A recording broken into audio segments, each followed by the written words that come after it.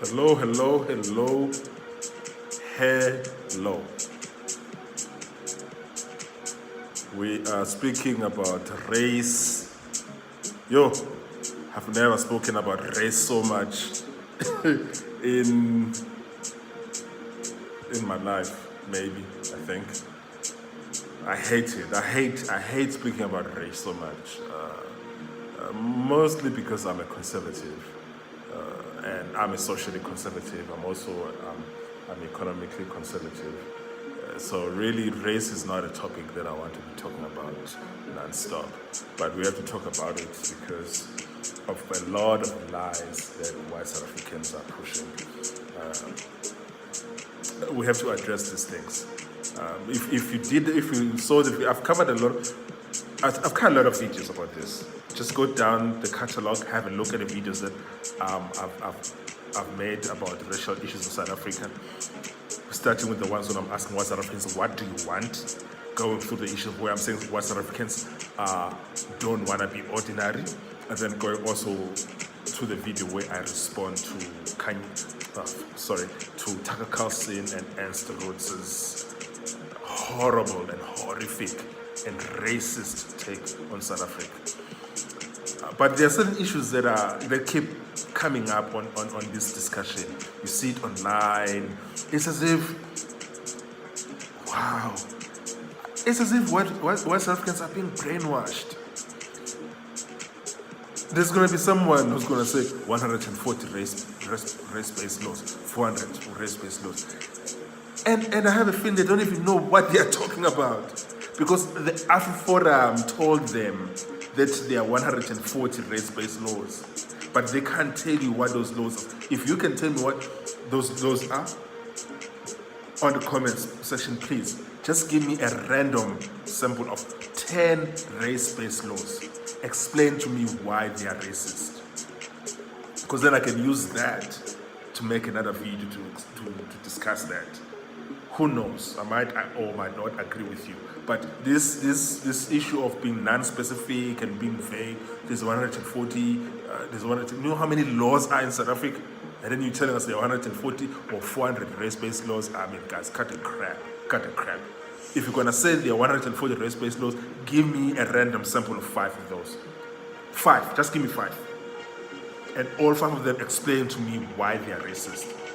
And then once we have that, then I can maybe respond to that. Till then, really, it's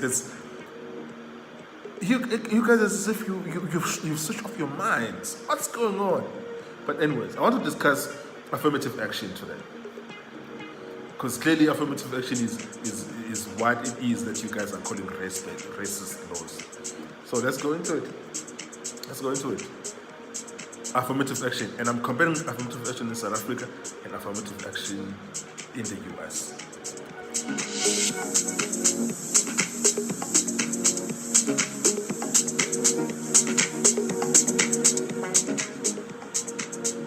Oh shit.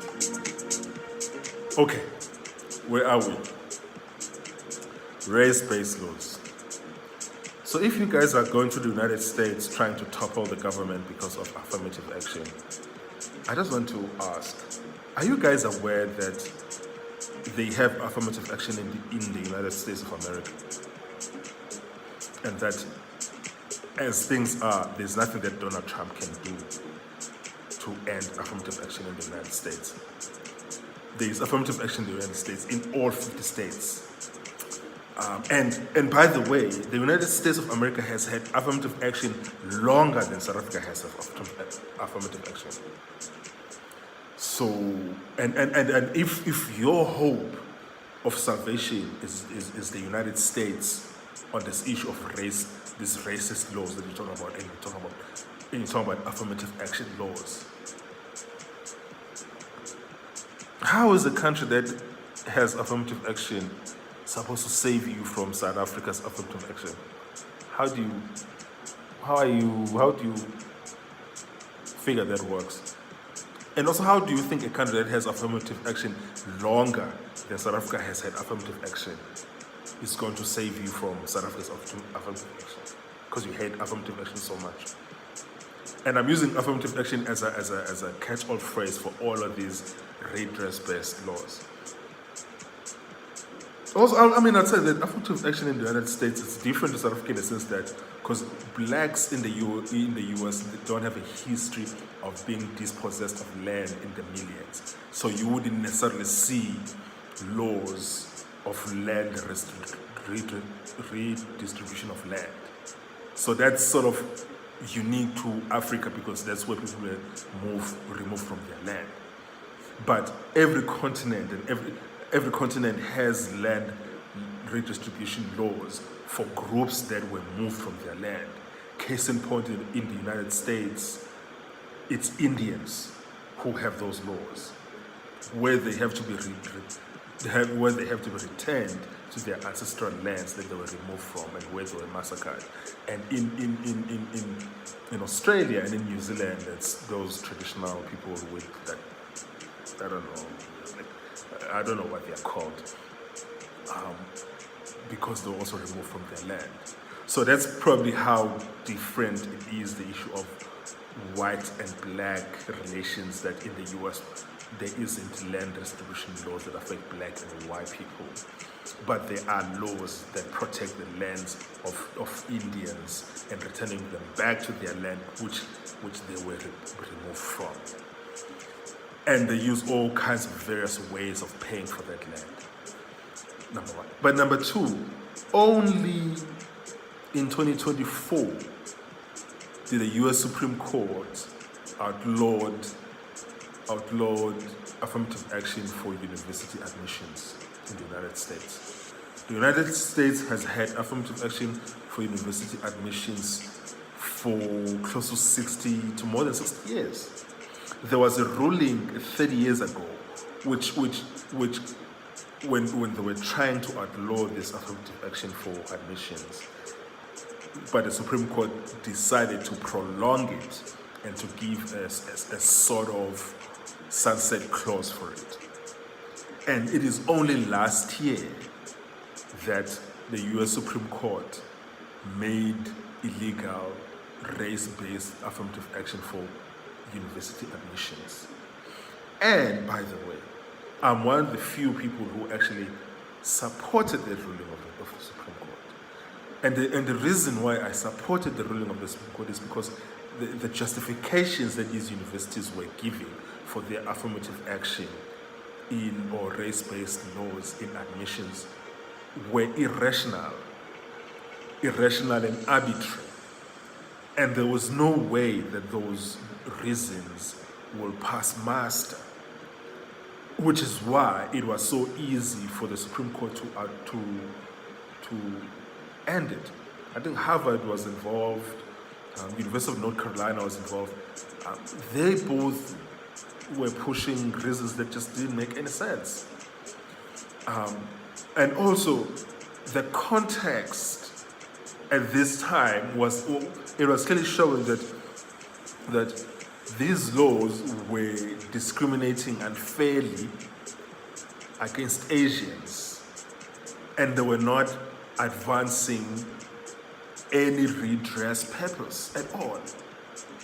They were just discriminating against people who were smart. That's all they were doing. And because of that, I supported that ruling. But with regards to all these other aspects of affirmative action, there's affirmative action in the US right now. But there is a debate on the issue of affirmative action right now. It's been ongoing in the US with maybe Thomas Sowell on one side not supporting it, and having black conservatives being split in the middle about whether they support affirmative action or not, having white liberals strongly supporting it, and having white conservatives strongly opposing it. It's a political debate that has been ongoing in the US for the past 50 years. South Africa is not any different about debates of affirmative action for a country that has a dark past of discriminating against the people of color. It's a normal debate that is ongoing in Europe, ongoing in the US, ongoing everywhere in the world. And then these things, they get decided as moods change over time, and also as the needs of redress become less and less necessary. And in particular in the US, there is no tangible evidence that people of color are being discriminated against. This is what is affecting their outcomes. But in South Africa, the dynamics are different because you have a minority of 7% of the population controlling 90% of the economy. And they are complaining that they don't have more of the economy. That's actually quite bizarre. And South Africa is very unique with that situation, that you have people, such a small number of people controlling such a large. Yeah, so, but the most important point that I want to say is that affirmative action is an issue, is a debate issue that is being debated all over the world. And it's not evidence that one race is oppressing another. It's a serious debate based on history of oppression of people of color. And black people don't necessarily all fall on the same side of this issue of affirmative action neither. They also strongly disagree on this. It's a serious issue of debate. And even in the US, white people also don't agree on this issue of affirmative action. Even though the disagreements and the differences are strong and the name calling is strong and the pejoratives and the ad hominems. But the fact that the disagreement on affirmative action can result in a group of people trying to topple the government, that's just wow. Yeah, so that's really interesting for me because especially when the people you are calling for to topple this government, they are also practicing affirmative action. And they've been practicing it longer than South Africa has practiced it. I know that right now there's a case before the Supreme Court about a white woman who's saying that she was discriminated against for not being appointed for a job where she was qualified for, and some gay people of color were appointed.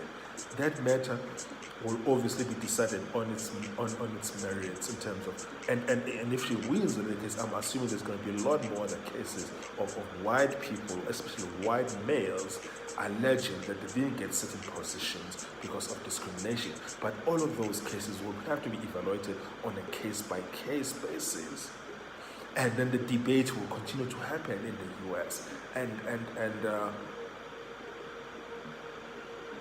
But it's hardly an issue that justifies trying to topple a government. And also part of these issues of where people lie on this issue of affirmative action have affected people's voting choices and voting patterns, because it's such a political issue where we need to find consensus in society. And it can't be because you are not winning a political debate, therefore you're going to try to institute your political views by carrying out a coup and carrying out treason. It's really unconstitutional to do that sort of thing. So really, that's really where I want to touch into saying that affirmative action is not just being practiced in South Africa. Affirmative action is practiced in Australia, it's practiced in Europe. Majority of European nations practice it, especially the ones that have a history of discrimination against certain people. It's been practiced in the United States, it's been practiced in Canada. And in all of these places where affirmative action is being practiced, it's been practiced in India, from what I understand. And all these places where it's being practiced, there are hectic, spirited, and strong debates about and around it. And I also expect that in South Africa there's going to be strong and spirited debates around this issue of affirmative action. What I don't expect is people who are not winning that debate to try to topple the government. And in fact, you might find that I'm more closer to the view of that at some stage affirmative action has to stop than I am to the view that is pushed by the left on it. But in order for you to understand how complicated this issue is, you need to read some of the on the rulings that came out of the US Supreme Court on the issue of affirmative action, especially with regards to university admissions. in the ruling that came 30 years ago and the ruling that came in 2024. To understand the complexity, because this is a complex matter. It's not a simple way of saying, oh, we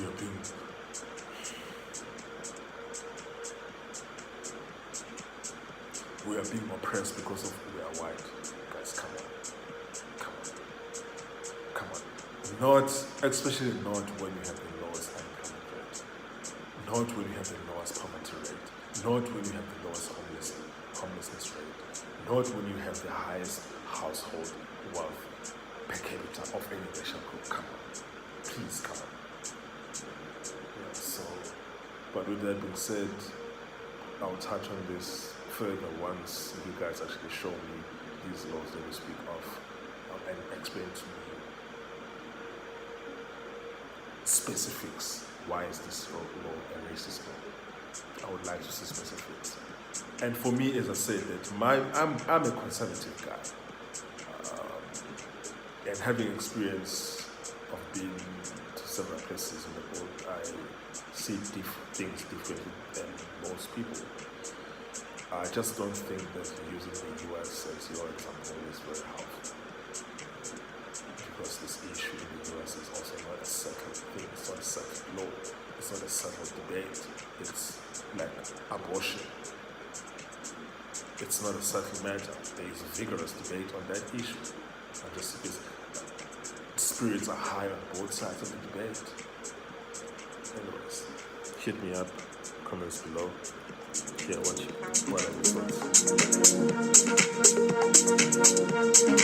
thoughts?